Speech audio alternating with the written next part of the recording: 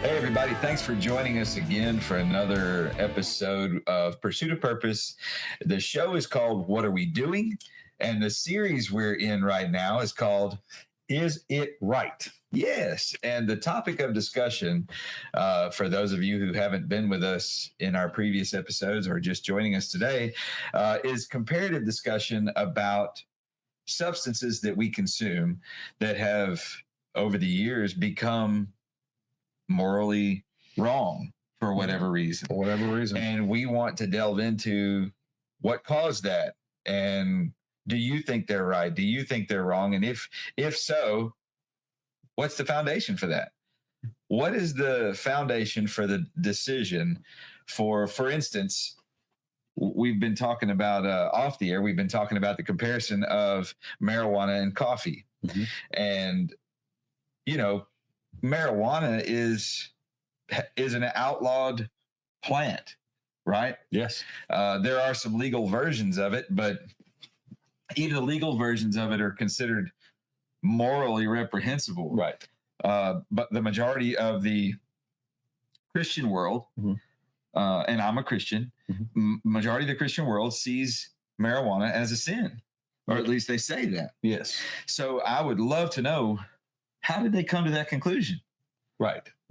What in the Bible supports that the use of marijuana is a sin, is wrong? I have no frame of reference myself. Right. But have you any idea where they come up with this? The only thing I can think of, since like you, I can't really find a biblical reference. I find references to, it's mainly drink, that sort of thing. But my best conclusion at this point, please, your feedback is welcome. Maybe you definitely know things we don't know or not fully aware of, came from our own civil laws in our country. Okay. The people who took it upon themselves for whatever motivation, and there's always a motivation. There's always an agency to be funded. There's always a profit to be made. They said, hey, let's illegalize some of these things, and we'll do these whole campaigns on why they should be illegal. And then they started, I think, associating certain substances with certain lifestyles, like certain, the only people who do maybe say marijuana are these antisocial types. And that may or may not necessarily be so, but those things get presented. And then you have this divide between those who accept that as a conclusion and those who don't.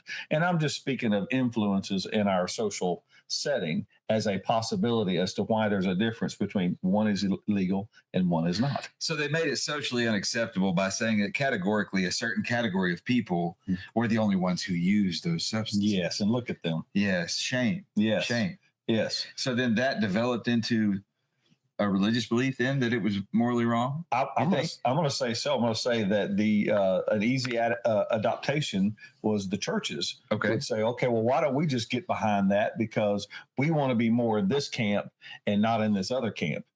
And so there we start dividing, and we've managed to keep that division. Right. Seemingly, though, in the last, I want to say, for several decades, there's been these threads of connection between that, because especially, and you brought it up several times, in just the medical community and how they're finding uses for marijuana. Yeah. And is that a possible segue for marijuana to now have some acceptabilities? Because, a lot of those folks that fell into the no camp are also very pro-medicine.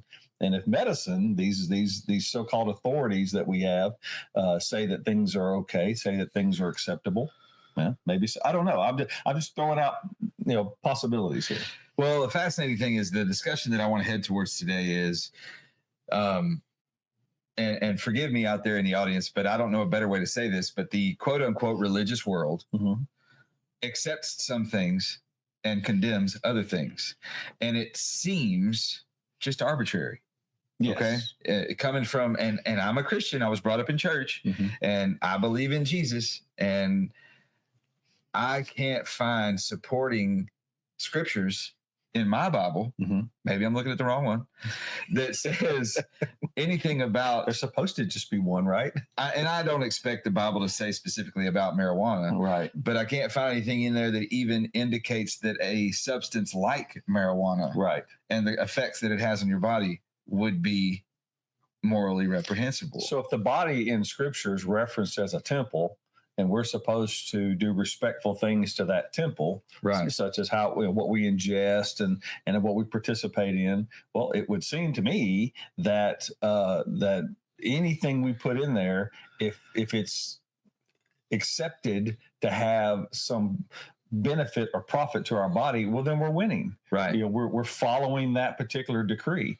Of course, if there's anything that deviates from that, well, then we're not. And I would be really interested to eventually have folks, and I'm pretty sure most of our audience does have a good faith base to their life, their feedback on it, their take on it, or Right. the people that they aspire to, like your spiritual leader, whomever that is. I would love to know their take on that. And we would love to have some on the show. Like I have, just so that you know, a week from today, our next week's broadcast, we actually have a pastor from a local church is going to join us Great. on the show. Yes. So we're looking forward to that. Yes. He's younger chronologically, and he has an interesting take on it. We spoke yesterday about it, and I'm very pleased to say that he's going to come on here. Yes. So we're going to get some pretty interesting feedback. Tune back in for that, friends. Yes. But we have some research sitting right here in front of us, and some comparative analysis between the effects of the body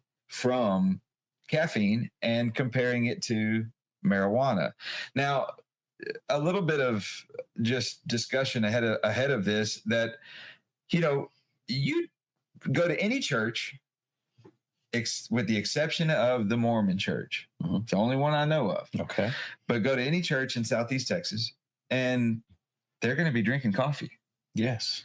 They're going to be consuming with great abundance caffeine, right? Yes. And I'm not just talking about the parishioners. I'm talking about the entire body of the church and leadership and pastor and everybody. Coffee is a staple, yes, of Christianity in all forms. And as far as I can understand and tell, Judaism as well. Mm-hmm. And I don't know of any exception. I believe you're right. I don't think that the Muslims take exception to this. I don't think that there's any religious faith, with the exception of the Mormons. Mm-hmm. I don't think there's any other that excludes caffeine. Right. So in all these studies, what we read is that caffeine is an actual chemical. It causes a chemical dependence in the body. Yes. And I know that I'm a personal addict. Okay. I promise you that. I am a card carrying coffee caffeine addict. Yes. You make me stay without caffeine more than 24 hours, and you're not going to want to be around me for the next 24 hours because I'm jonesing, baby. I mean, I'll be angry. I'll have a headache.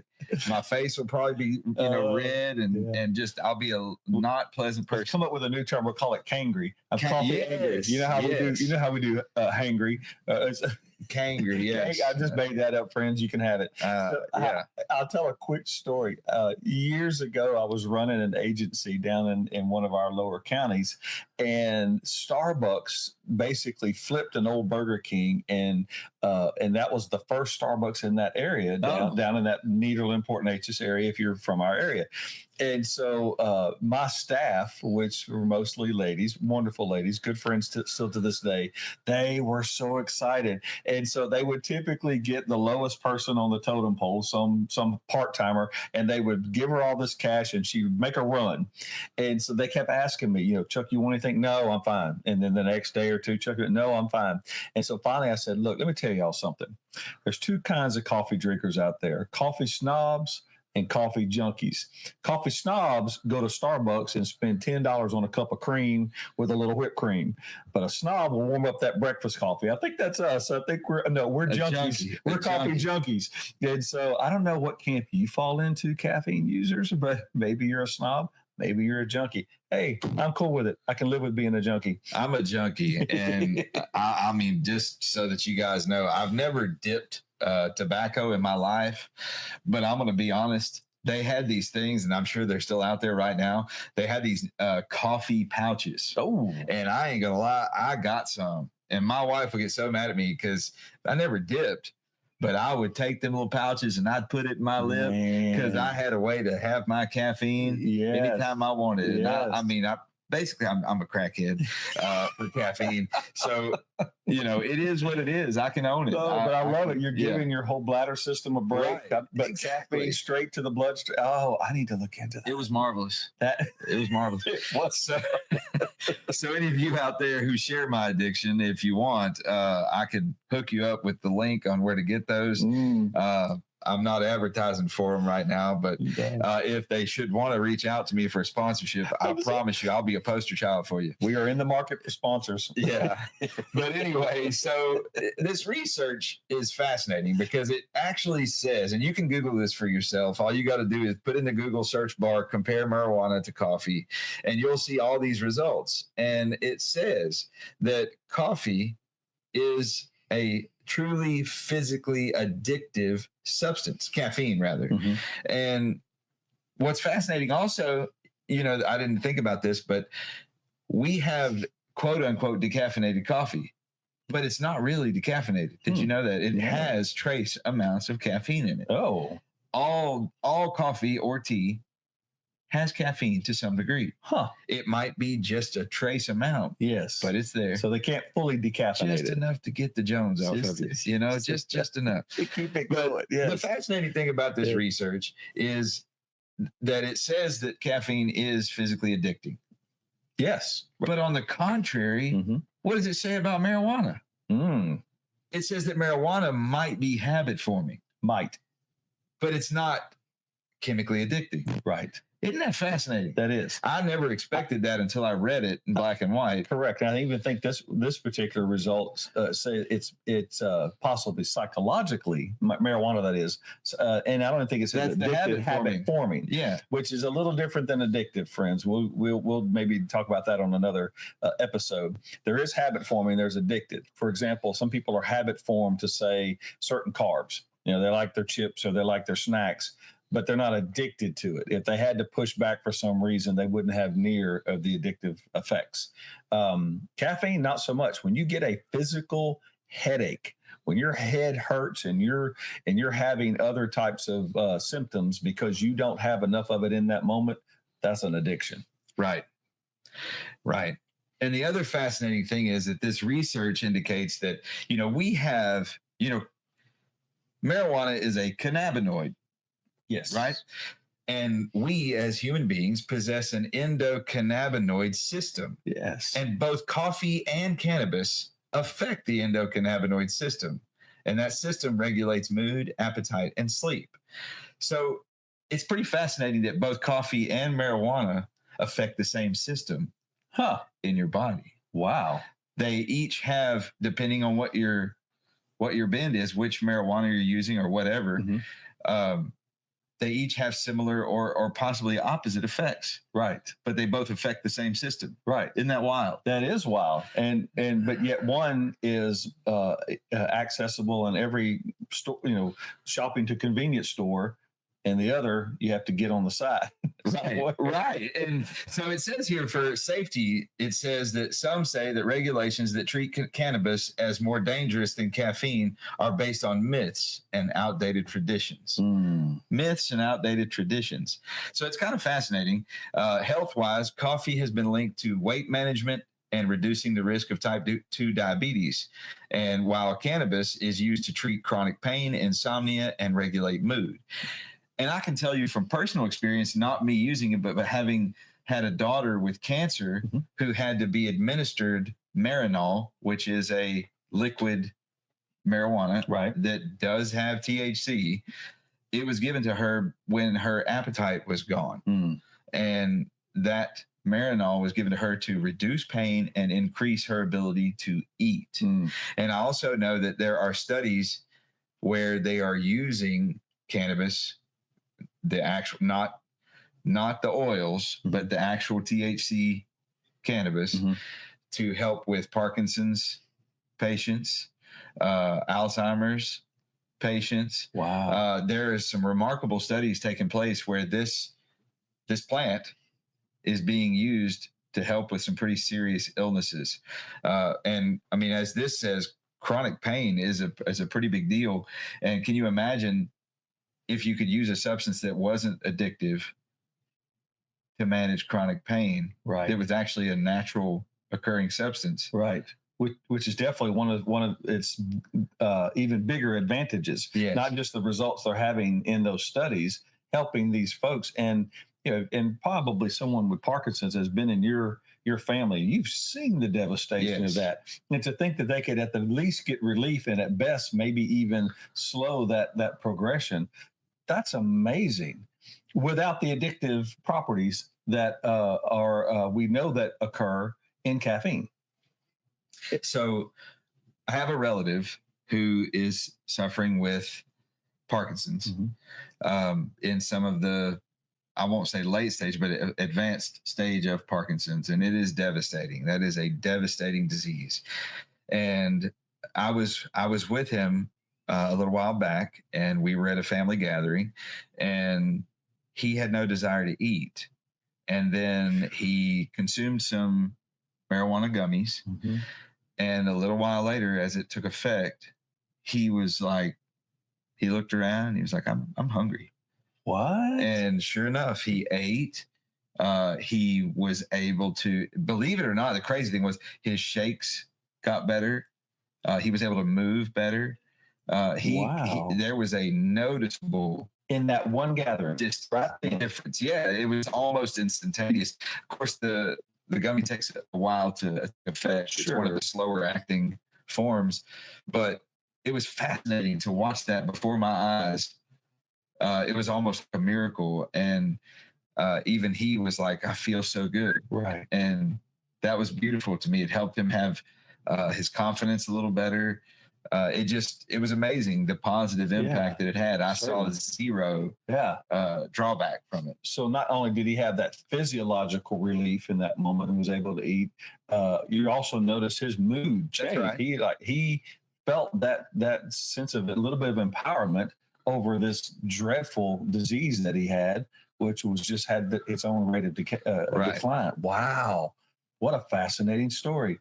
So maybe that's the reason that we'll call it our research community is starting to put more energy into what they know to be a positive affecting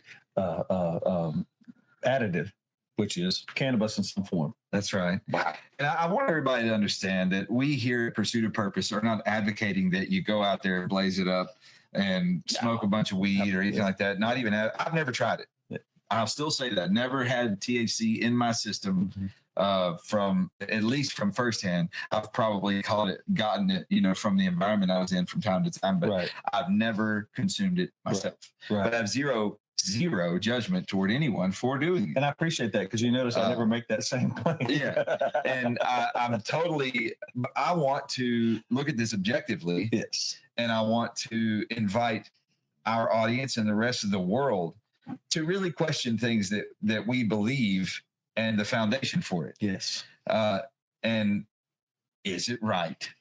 That's the question. That's it. So there's another part of this study that I find really fascinating. And this question is, what's worse for you? Is caffeine worse for you, or is marijuana worse for you? And amazingly, it says here, and the first two words in the answer is excessive death.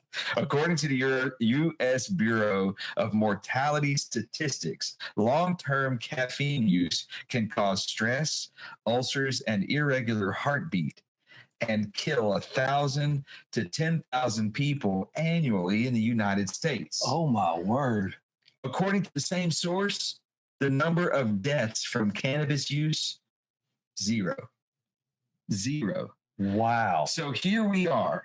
Now, here's the fascinating thing, folks. Like, all truth be told, I've asked a lot of people in the religious community about this, and they all tell me, well, it's just wrong. Anything that causes the human body to change or to have a negative effect, that's what makes it wrong. Well, right here, I'm presenting to you the statistics from a scientific community, has nothing to do with anything. Right. they're telling us Yes. that they have proof, Yes. empirical evidence to say that caffeine's killing us, the overuse of caffeine, and they can't link a single death, not one, to the use of marijuana. You know, and I love that, you know, science has its place because in studies like this, it's not suggestive. Okay. They're simply running the results. They're running the numbers, and they're basically telling us in published form that we know this to be the result of caffeine on many, many people. Right. Prolonged use, excessive use, and then there's maybe even some precursor biological associations that some people are just not cut out to process caffeine in its consumable form, meaning mainly coffee and others, teas and things like that. But they definitely know, as they put folks through these studies with different cannabinoid consumptions, be it gummies or some other type of maybe the liquid or what have you, none. No deadly results from consuming. Yeah. Okay. I'm not saying anybody could get in accidents and things like that. This is just strictly what it's doing from the inside once we ingest it. And we are going to talk in some later programs, later episodes in this series. We're going to talk about comparative results of sleep deprivation, alcohol, and different drugs, how they compare to marijuana and in driving, specifically driving. And we're also going to look at the comparison in driving and texting or driving and phone use, distracted driving in comparison to marijuana use. So there's a lot of stuff to unpack in this discussion. Right. And we really want to invite our audience. Please get involved.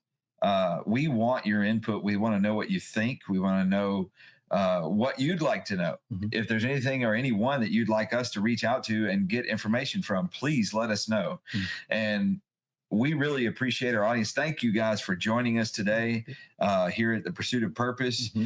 The name of our show is What Are We Doing? The series is called Is It Right?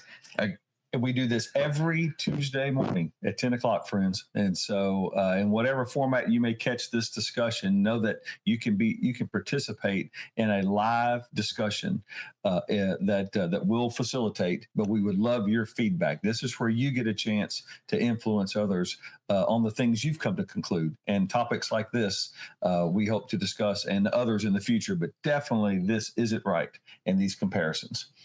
Well, thanks. We appreciate all of you out there allowing us to become a part of the pursuit of your purpose. Let us know. Make some comments, make some suggestions, ask some questions. And remember to always ask, is it right? Is it right? Thanks, guys. Y'all have a great day.